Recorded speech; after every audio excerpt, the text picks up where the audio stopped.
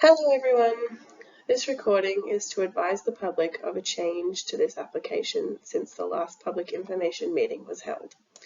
This application proposes a development agreement to allow for multi-unit residential dwellings at Old Dyke Road, New Minas. The applicant is Insight Design Company. The planner for this application is Laura Mosher, Manager of Planning and Development at the County of Kings. The purpose of today's recorded public information presentation is to inform the public of the application, to explain the planning policies that enable this application to occur, to receive preliminary feedback on this application, and in this case, revised feedback from any party who has previously provided feedback. As previously advised, the design of the proposal has changed. No opinions have been formed on this application at this time. Briefly, what is a development agreement, or DA? A legal contract between council and the property owner. It restricts the developer to the use or types of uses outlined in the development agreement. It allows council to exercise more specific control over not only the type of use or uses, but over the character, form, and maintenance of the development. A development agreement runs with the land, that is, the conditions of the agreement do not cease if the land changes ownership. This application is the proposal to allow, via a development agreement, 50 residential units across 2 residential dwellings located on Old Dyke Road, New Minas. Proposals for high-density multi-unit development within the residential designation may only be considered by development agreement.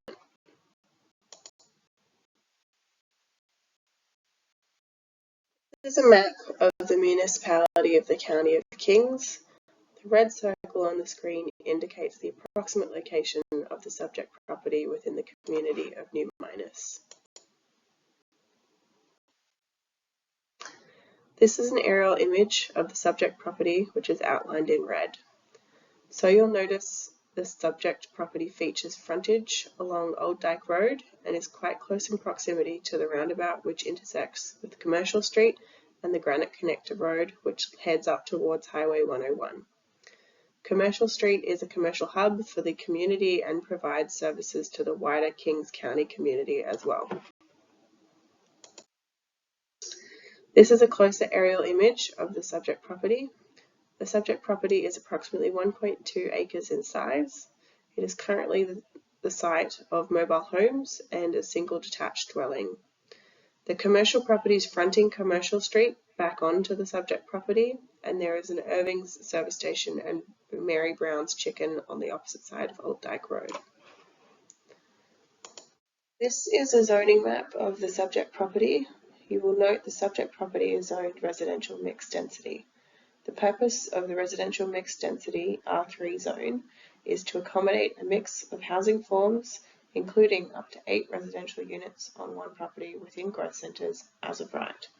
The residential mixed density R3 zone does allow for high density residential development proposals to be considered where the land is designated residential and a development agreement is put in place in accordance with policy 3.1.10 of the Municipal Planning Strategy, but I will speak more on that shortly. The properties that abut the subject site to the east and south all fall within the general commercial C1 zone, and this zone allows for a wide range of commercial uses with frontage along Commercial Street. The properties to the east of the Commercial Street and Granite Connector Road intersection are covered by the Comprehensive Business Development C6 zone. This is a zone that allows for comprehensively planned commercial uses and contains the Lawton Drugs, Home Depot and Home Sense stores. This is a map of the future land use for the subject property and the surrounding areas. You'll note that the subject property is within the residential designation, which enables high-density multi-unit development to be considered by development agreement. The properties transitioning away from Commercial Street northwards with frontage along Cornwallis Avenue are also designated residential, while the properties fronting Commercial Street and the Granite Connector Road are all designated commercial. This is a photo of the subject property looking northwards on Old Dyke Road. You'll note the modular homes on the subject property on the left-hand side of the image. This is a photo taken in roughly the same location but facing Commercial Street. This is a photo taken standing on the subject property looking east across Old Dyke Road towards Commercial Street, and you'll see the Irving's service station in the background. This is a photo from the subject property looking at the rear of the commercial businesses facing Commercial Street. This is a rendering submitted by the applicant, the two multi-unit dwellings as proposed.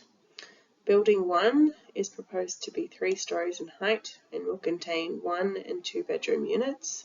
Building 2 is proposed to be 4 stories in height and contain 1, 2 and 3 bedroom units. Building 2 will also back onto the properties fronting Commercial Street. Approximately 30% of the site is covered by the proposed, and 75 car parking spaces will be provided to service the 50 units. Some will be underground car parking, others will be at-grade car parking. With regard to the specific policy that allows Council to consider this application, Municipal Planning Strategy Policy 3.1.10 provides, consider only by development agreement proposals for high-density residential development in the residential designation.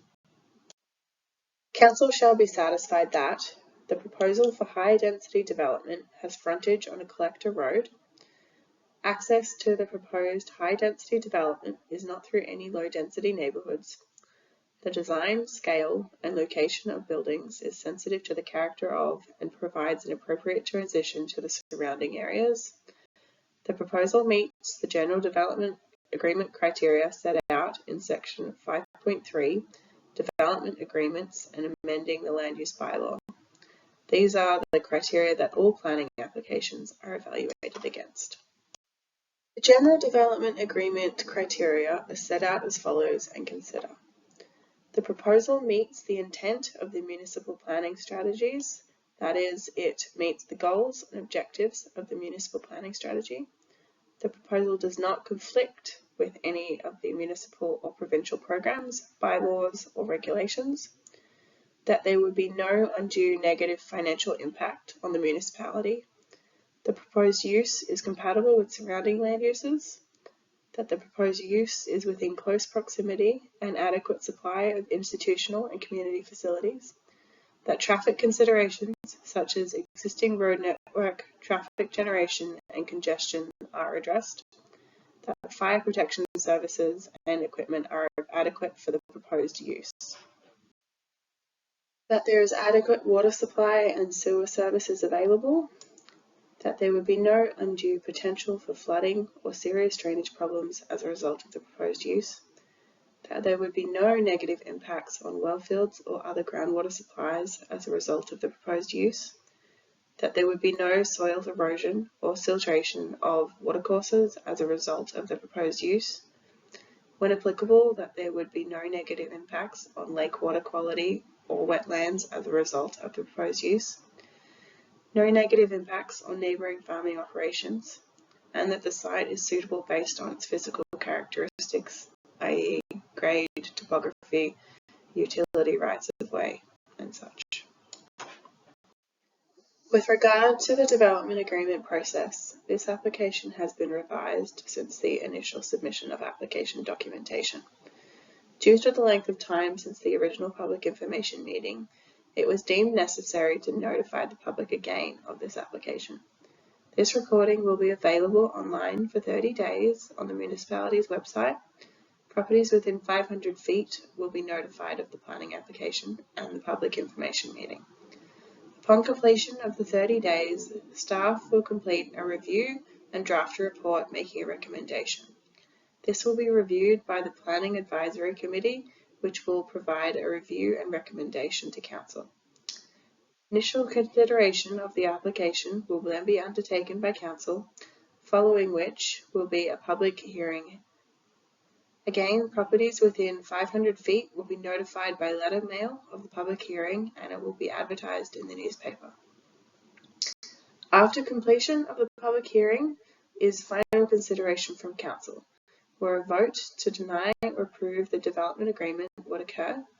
And finally, once a decision has been made by council, a 14-day appeal period of council's decision is mandated by the Municipal Government Act. And with that, if you have any further comments or questions over the coming 30 days, please contact Laura Mersher using the email address and phone number below. So that's 902-690-6102 or lmersher@countyofkings.ca. Thank you.